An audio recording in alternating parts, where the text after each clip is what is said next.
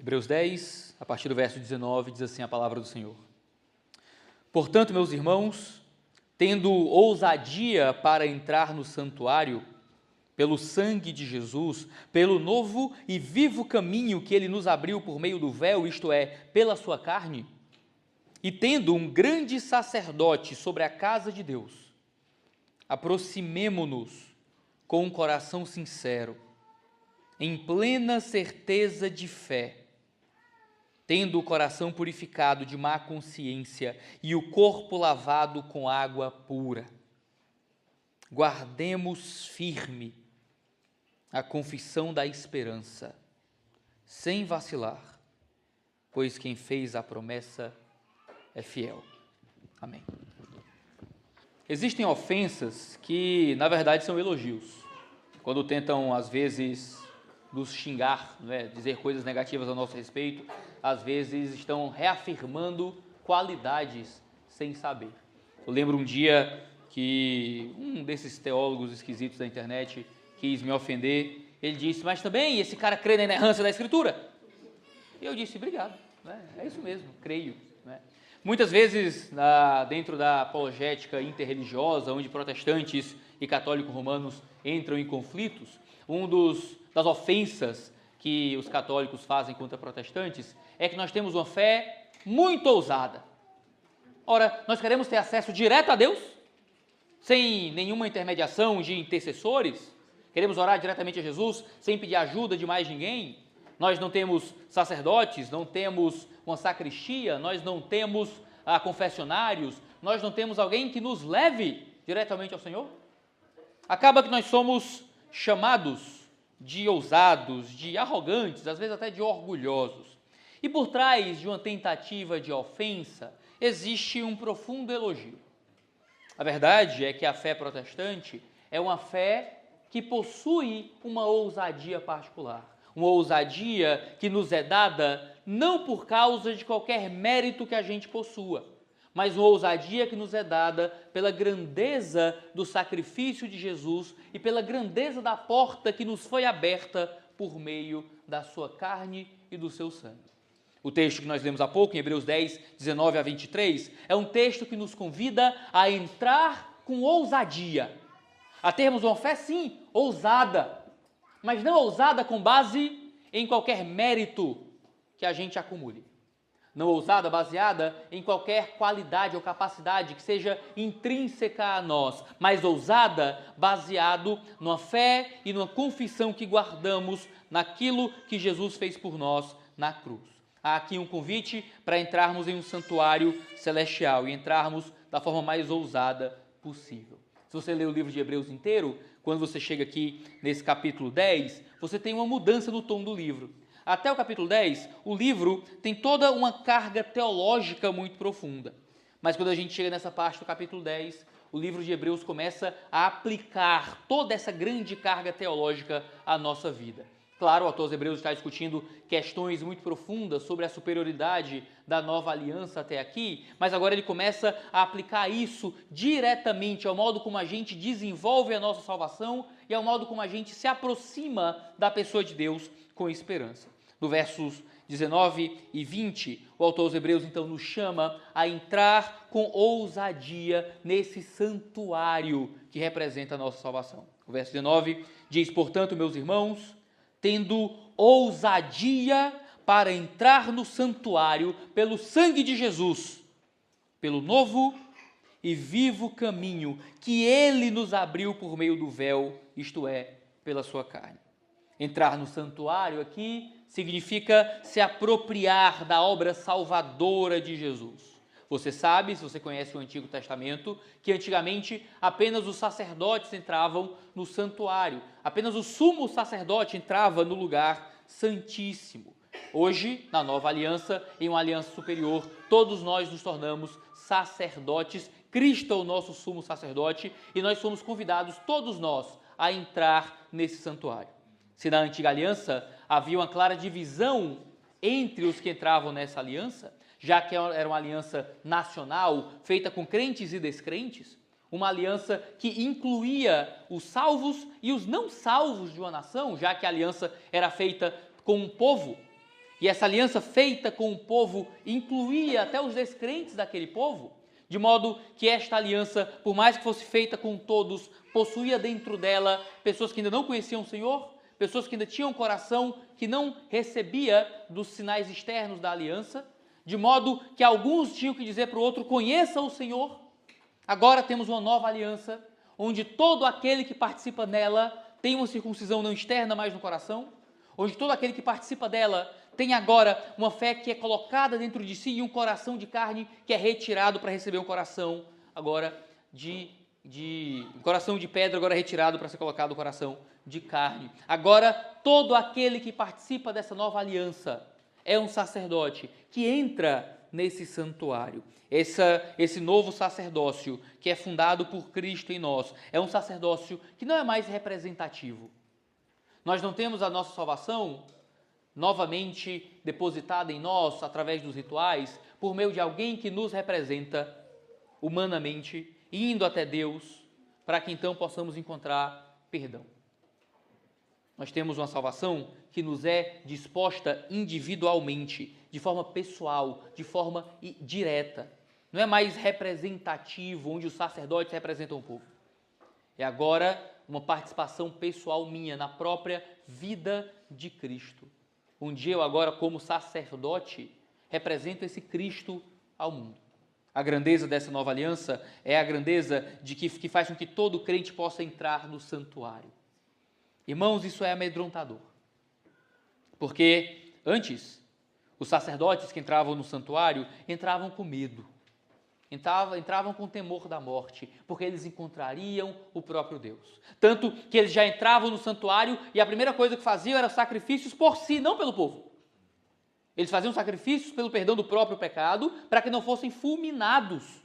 Há várias tradições judaicas que falam de sumos sacerdotes entrando no santuário com sinos ou com cordas, para caso fossem fulminados, serem retirados de volta. Por mais que sejam tradições um tanto polêmicas, havia um medo acerca da possibilidade de ser morto e fulminado nessa participação diante de Deus. Eles temiam. Você lembra do Deus que se manifesta no Êxodo? Quando diante do Sinai o monte flameja, o monte começa a fumegar e o povo recusa a possibilidade de encontrar Deus diretamente. E o povo pede para Moisés: Moisés, vá tu diante de nós, porque se nós falarmos com Deus, morreremos. Irmão, você tem que ser ousado para se aproximar desse Deus. Você tem que ser ousado para entrar na jaula do leão. Ou um pouco doido. Às vezes ser um pouco doido pode te colocar nessas situações. O problema é que às vezes nós somos crianças ingênuas. E há algumas vantagens de ser uma criança ingênua. Às vezes eu viajo com minha família e a Catarina sempre foi uma criança que gosta de correr e um pouco afoita, e a gente às vezes ia em museus, e todo museu tem ali uma ala proibida, uma zona que você não pode entrar, e às vezes eu estou aqui com a Isa e a gente se distrai por 3 segundos, quando a gente olha, a Catarina está dentro de uma sala, entrada proibida, e eu, eita, o que eu faço agora? Eu tenho que correr rapidamente antes que eu seja, talvez, expulso do país, ou seja preso, ou qualquer coisa parecida. Não é? Crianças, às vezes, não entendem que não podem entrar em alguns lugares.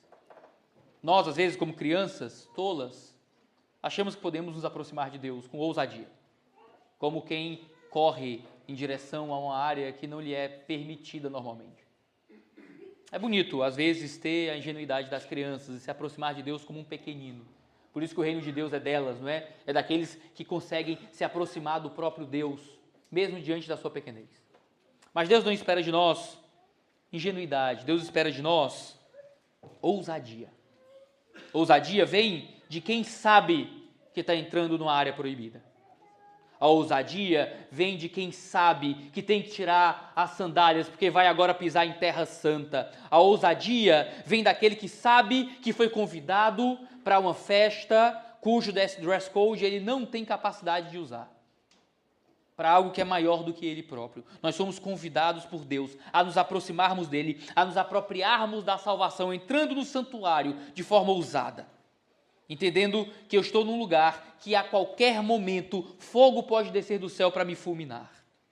Imagine estar diante dos portões de alguém que você admira muito, diante da casa de algum artista famoso, você foi para a Califórnia e encontrou a casa daquele astro de Hollywood, ou então você está diante da casa de um autor de renome, um repórter que você segue no Instagram, aquela figura andrógena do K-pop que você ouve todo dia, não é? Você está ali diante de alguém, de uma casa de portões, de alguém que você gostaria muito de ver.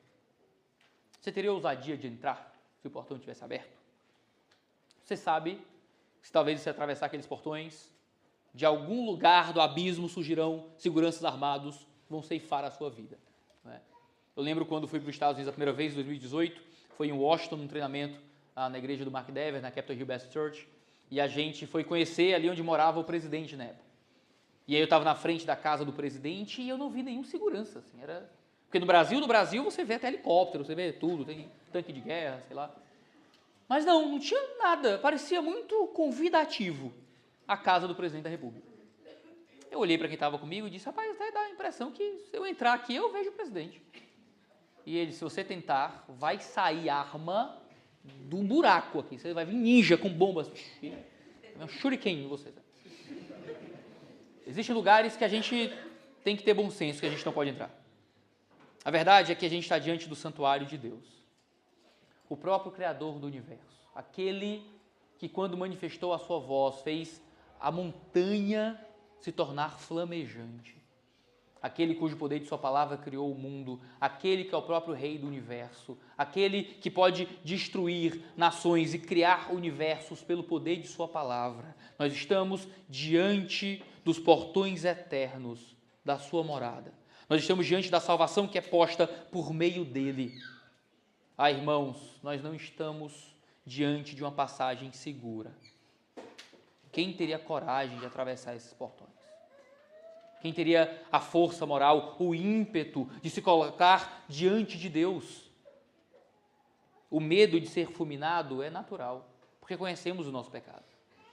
Quando Isaías pôde contemplar o Senhor, ele amaldiçoou a si mesmo, ai de mim. Quando João, o apóstolo, vê uma porta aberta no céu, e então tem revelações da pessoa de Deus, ele se lança ao chão, com a cara no rosto. Quando os homens contemplam o Senhor, eles não conseguem permanecer de pé. Balaão viu um anjo, nem era Deus, era a manifestação de um anjo, que representava Deus, e ele se prostrou. Porque, irmãos, somos convidados a entrar em uma casa, em uma morada, onde há o puro, o santo, o Senhor glorioso e eterno, como criaturas como nós poderiam atravessar esses portões. Como criaturas como nós poderiam ser convidados a contemplar a beleza desse santuário. Nossos olhos não são dignos dessa visão. A nossa pele não poderia sentir o fluxo desse ar. Como poderíamos nos colocar diante da morada do sacerdote? Como poderíamos entrar em um santuário onde o próprio Deus habita? Não basta ser ousado, você tem que ser louco, você tem que estar fora de si, você não tem como achar que tem a dignidade de entrar ali, mas, irmãos, somos convidados a esse santuário pelo próprio Senhor, por meio de um corpo e um sangue que abre um novo e vivo caminho. Veja, esse termo caminho novo e vivo vem em contraste aqui com o antigo caminho morto da velha aliança. Na velha aliança, uma aliança que o autor aos Hebreus vai chamar de aliança de carne, ou seja, uma aliança humana, uma aliança morta, uma aliança de letra, como disse Paulo, uma aliança que não vivifica. Na antiga aliança, apenas os sacerdotes entravam, mas agora há uma nova aliança, uma aliança de vida, onde todos nós podemos entrar. Essa linguagem de novo caminho, de vivo caminho, muitas vezes era usada para falar dos heróis e imperadores do mundo helênico. Lúcio, um autor do passado, escreveu um texto em que ele descreve um líder que se lançou em batalhas intensas, a fim de que, abre aspas, ele pudesse abrir um novo caminho para a vitória na trilha de seu próprio sangue vital.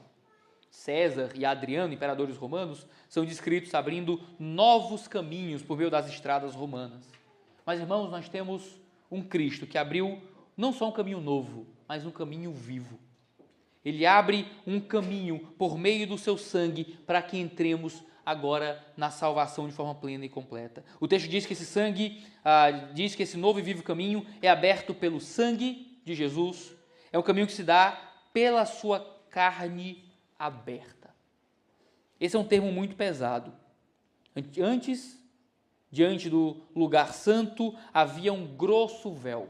Alguns vão julgar que esse véu tinha algo entre 8 e 10 centímetros, alguns de espessura. Alguns autores vão dizer que esse véu talvez fosse feito de couro de animais. Não era um véu fino, era um véu grosso, feito de couro de bichos.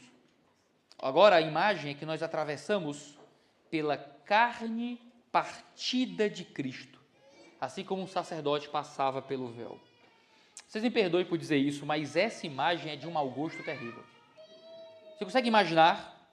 A imagem que o autor dos Hebreus está pintando aqui é uma imagem grotesca. É a imagem, literalmente, de um corpo de Cristo pendurado, como no açougue, como num talho, e essa carne pendurada, com sangue escorrendo, é a carne por meio da qual nós abrimos para um lado e para o outro, então atravessamos.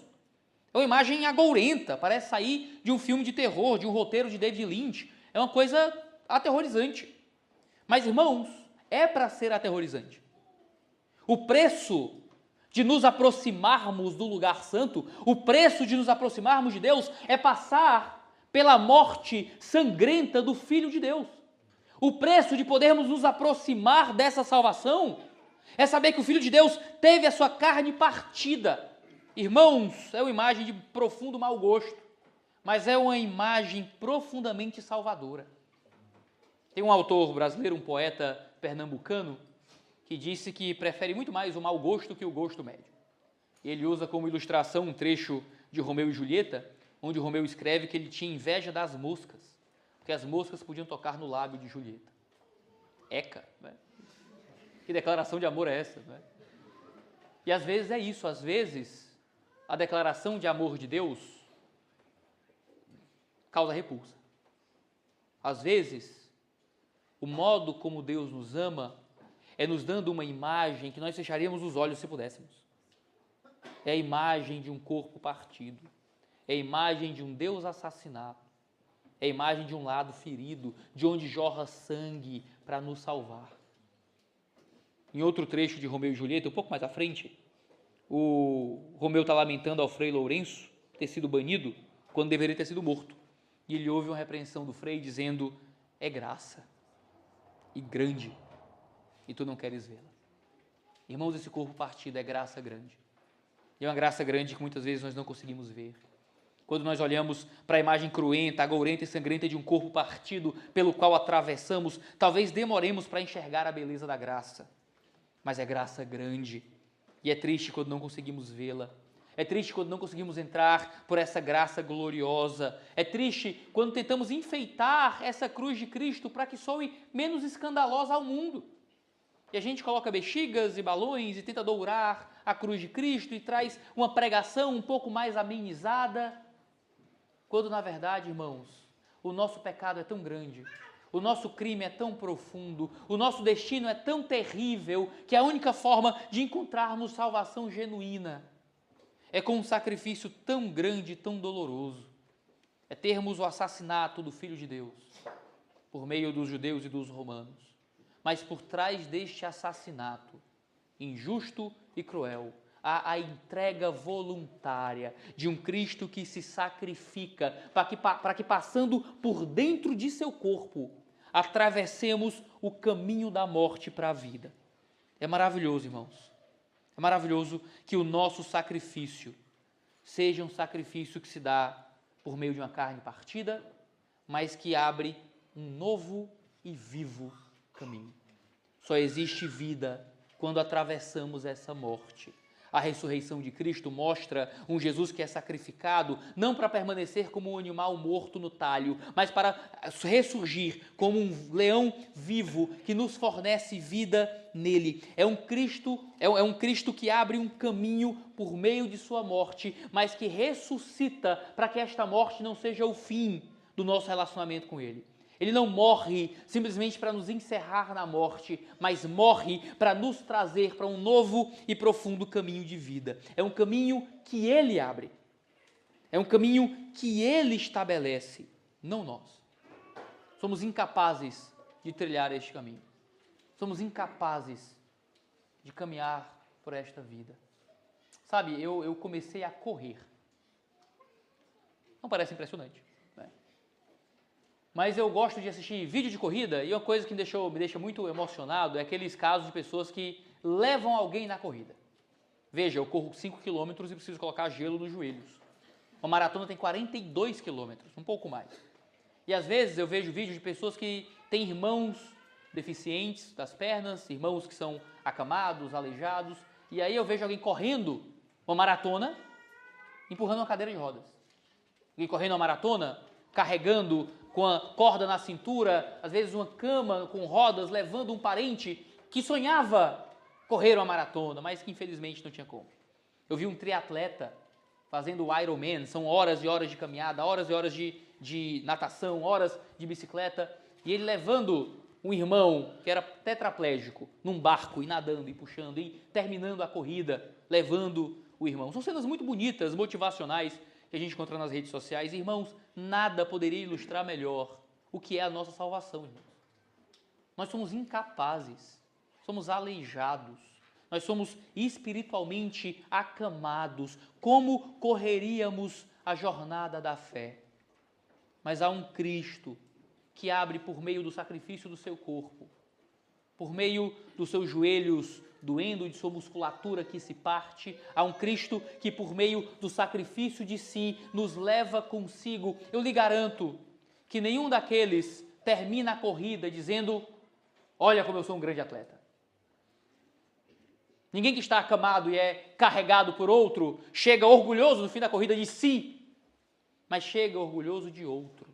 Eu terminei essa corrida, eu cumpri uma maratona porque o meu irmão me carregou, porque o meu pai me arrastou, porque este que me ama deu tudo por mim. Não há orgulho, há gratidão, há uma felicidade de participar de uma coisa que veio não por mérito, mas que é recebido graciosamente de outro.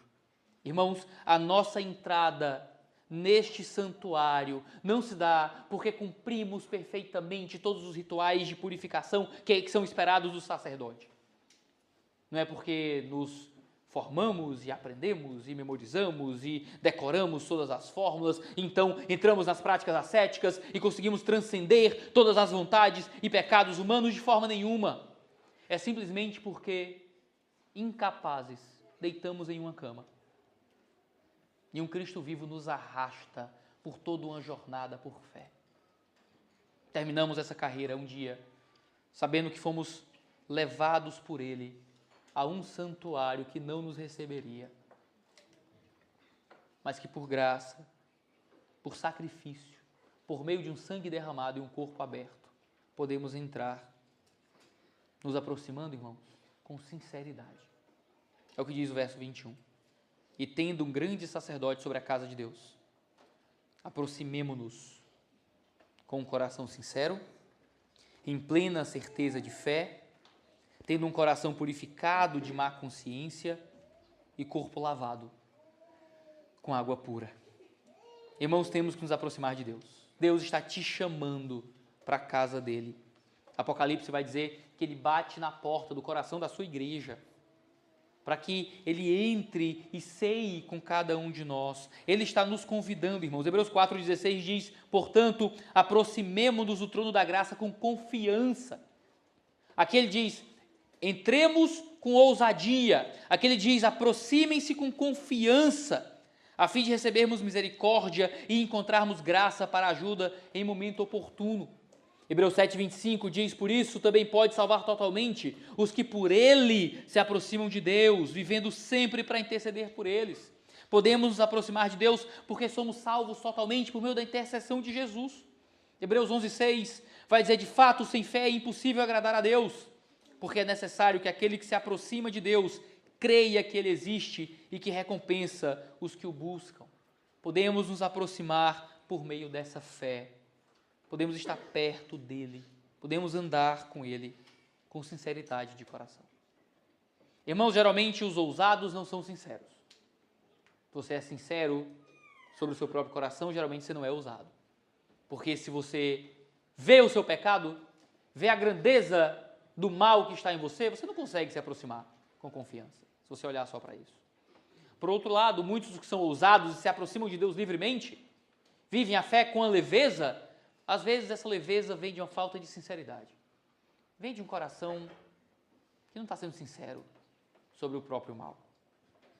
A beleza do verdadeiro evangelho é que é um evangelho que nos permite uma aproximação sincera e ousada. Nós não precisamos esconder os nossos pecados.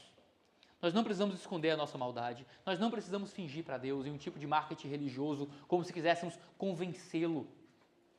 No Brasil, a gente tem uma piada, tem gente que diz, eu não procuro terapia para não traumatizar o psicólogo. E a verdade é que muitos de nós achamos que vamos traumatizar Deus. Que se contarmos tudo que verdadeiramente está aqui dentro, a Trindade vai se arrepender de ter salvado a gente. Deus vai finalmente perceber a bobagem que fez e vai nos rejeitar. Vai nos devolver como um produto com defeito.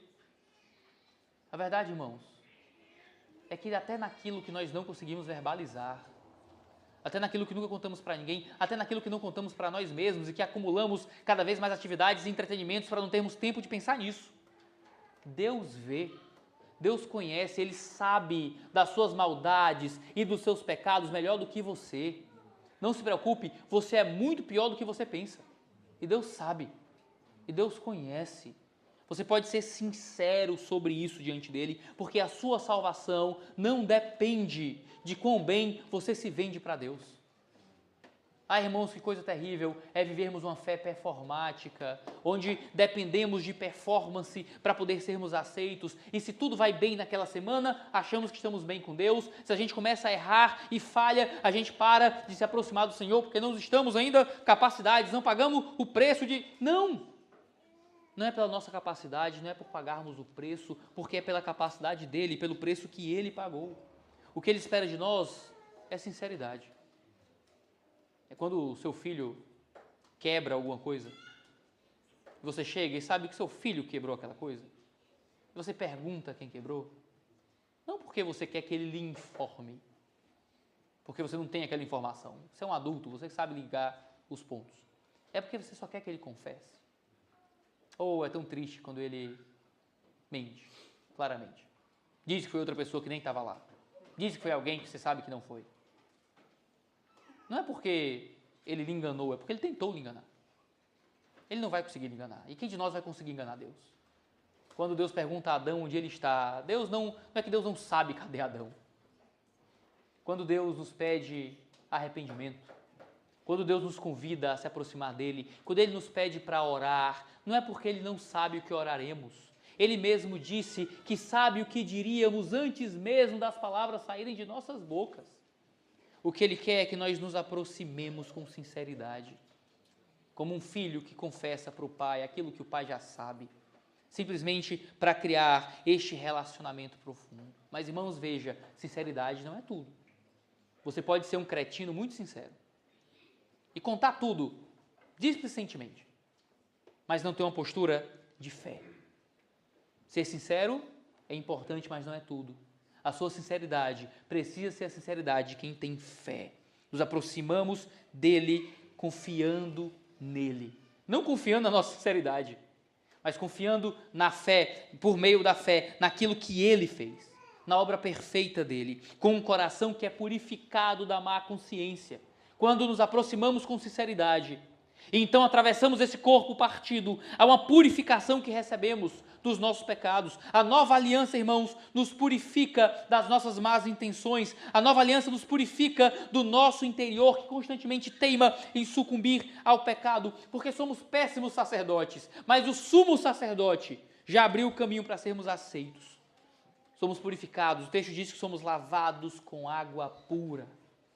Dele jorra uma água que nos purifica, porque somos todos imundos por natureza. Que péssimos sacerdotes seríamos. Mas glória a Deus pela lavagem que recebemos dele. Ezequiel 36 fala dessa nova aliança como uma aliança que asperge água para nos lavar. Então aspergirei água pura sobre vocês e vocês ficarão purificados. Eu os purificarei de todas as suas impurezas e de todos os seus ídolos. Eu lhes darei um coração novo e porei dentro de vocês um espírito novo. Tirarei de vocês o coração de pedra e lhes darei um coração de carne. A promessa da nova aliança é uma promessa de que todo aquele que se aproxima, todo aquele é purificado de sua má intenção, é purificado de seu mau coração. Isso evoca o próprio processo de criar sacerdotes no Antigo Testamento, porque Arão e seus filhos foram consagrados ao ofício sacerdotal por meio de uma lavagem de água e uma aspersão de sangue. Irmãos, todos os cristãos recebem uma lavagem. Isso fala do próprio batismo, não é? Como essa ilustração, esse símbolo maravilhoso, esse sinal de graça maravilhoso, que representa essa pureza que recebemos. Irmãos, a sinceridade do coração, a certeza da fé e a purificação da má consciência se manifestam no nosso interior. Mas há sinais externos de que estamos nos aproximando dele. Há o batismo, há a declaração pública de que cremos, há um comportamento, uma vida que começa a caminhar em direção a essa transformação real. E isso só é possível porque temos um sumo sacerdote grande sobre a casa de Deus. Um sumo sacerdote que nos convida a entrar, que nos convida a confessar essa fé poderosa. É isso que termina, assim que termina o texto no verso 23. Guardemos firme a confissão. Guardemos firme a confissão da esperança, sem vacilar, pois quem fez a promessa é fiel. Esse texto é muito bonito, irmãos. Você consegue ser ousado, sendo sincero, porque você permanece confessando uma esperança que é baseada na obra perfeita de Cristo Jesus. Nossa confissão de fé em Cristo nos permite essa ousadia e essa sinceridade. Irmãos, temos que nos apegar a isso. Temos que guardar essa confissão. É maravilhoso porque nós não temos que conquistar essa salvação, nós não temos que ser merecedores desse santuário, nós apenas guardamos aquilo que recebemos. A gente só tem que ficar bem posicionado na maca, só tem que continuar sentado na cadeira de rodas, a gente só tem que deixar que Ele nos carregue e guardar firme essa esperança. Temos que guardar essa confissão porque querem nos tirar dessa fé, querem nos tirar dessa confiança, querem gerar em nós uma humildade satânica. Você sabia que também existe uma humildade que provém do diabo? É aquela que te faz acreditar que você é tão pecador, tão pecador, tão pecador que Deus não consegue te salvar. Eu sou tão mal, tão mal, tão mal que eu acho que não tem mais chance para mim. E parece humildade, mas é maligno. Porque por mais que seja verdade sobre o seu pecado, é mentira sobre o tamanho da graça. Porque houve um corpo partido, você tem que guardar isso. Confessar publicamente. Confessar o seu pecado. Encontrar fé, guarde a confissão com firmeza, guarde sem vacilar. Não se permita cair, não se permita tropeçar diante dessa maravilha. O que deve nos impedir de vacilar, irmãos, não é a nossa qualidade como guardadores dessa confissão, é a qualidade daquele que fez a promessa. E baseado na qualidade daquele que fez a promessa, a gente guarda. Se você tem certeza que uma ação vai valorizar, você se importa menos com as oscilações do mercado. Se você tem certeza que está guardado para o final, que no fim se ri, se você tem certeza que está guardado para o dia da vitória, não importa se os dias ficam difíceis. Você até tem mais esperança nos dias em que você sucumbe moralmente, porque você tem certeza que há um perdão garantido na cruz e você encontra mais força para permanecer. Ele fez a promessa. A nós só vale continuar confiando. Não é um esforço de conquista, é um esforço de guarda. Não é conquistar, é desfrutar, é receber. Irmãos, nas antigas mitologias medievais, vampiros eram seres demoníacos, monstruosos, que sugavam o sangue das pessoas e viviam de drenar sua energia vital. Eram indivíduos que não poderiam entrar em residências. Vampiros só podem entrar na sua casa, diz a mitologia, se alguém convidar o vampiro para entrar. Então você vai ver em alguns filmes de vampiro, em algumas histórias antigas, vampiros que param à porta das pessoas e que precisam enganar as pessoas, criar algum tipo de artifício para que as pessoas, não sabendo da maldade do monstro lá fora, os convidasse a entrar na casa. Então, convidados, eles entravam e bebiam do sangue. Irmãos, esse Deus é glorioso, tão glorioso que Ele sabe da nossa monstruosidade, Ele sabe da nossa vilania, e não precisamos enganá-lo para entrar em sua casa. Ele próprio nos convida, e Ele próprio nos oferece o seu sangue para bebermos. Ele próprio nos oferece a sua saúde vital, não porque podemos drenar isto dele, mas porque é abundante e infinita. E do sangue de Cristo jorra a nossa vida, mesmo sendo nós, muitas vezes, seres monstruosos por causa do pecado. Encontramos a nossa redenção neste convite gracioso de um Deus que olha para nós, abre as portas do seu santuário e diz: entra, ceia comigo, toma do meu sangue e vive para sempre. Irmãos, nós não podemos entrar em qualquer casa que queremos, não podemos entrar nos palácios que gostaríamos, mas Ele nos convida, um convite por meio de um sangue derramado na cruz, um convite por meio de um corpo partido em Cristo. Nós aceitamos esse convite, porque só um louco não aceitaria, e guardamos com toda a nossa força essa confissão. Ousadia espiritual é a força para entrar nesse santuário que vem de um coração sincero, de um apego àquilo que Cristo fez na cruz. A minha pergunta é: você tem entrado continuamente na casa de Deus? Eu não falo desse prédio, dessa estrutura física que apenas cobre as nossas cabeças do sol e da chuva. Isso é só uma sala, não há nenhuma espiritualidade nessas paredes ou nesse chão. Esses bancos são bancos como qualquer outro. Esse microfone é um microfone como qualquer outro. São tijolos como qualquer tijolo. Mas existe um santuário eterno e espiritual, que a partir desse ajuntamento, a partir da palavra aberta, dos louvores e das orações, nós acessamos por meio do sangue perfeito de Cristo. Você tem entrado continuamente nesta igreja, neste santo lugar. Você tem exercido esse sacerdócio dia após dia. Você consegue entrar por essas portas, não pelo seu mérito ou pela sua glória, mas unicamente porque aquele que é dono de tudo lhe enviou esse convite. Um convite que é escrito com sangue, que é escrito em carne partida e que lhe convida a entrar por portões que são feitos da cruz de Cristo. O próprio dono do universo, o próprio Rei dos Reis, que lhe conhece como nenhum outro, diz: vem. O que resta a nós, senão glorificar eternamente por tão imerecido e gracioso convite. Senhor Deus, que possamos entrar então por essas portas, que possamos entrar nesse santuário celestial, que possamos nos apropriar profundamente dessa gloriosa salvação. Que a nossa carne, que o mundo, que o diabo e que o pecado não nos convençam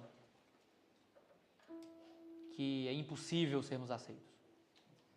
Ó Deus, para os homens é impossível, mas para ti nada é difícil demais. Essa carne foi partida por nós, que possamos entrar por ela, pelos méritos gloriosos de Cristo. Em nome de Jesus. Amém.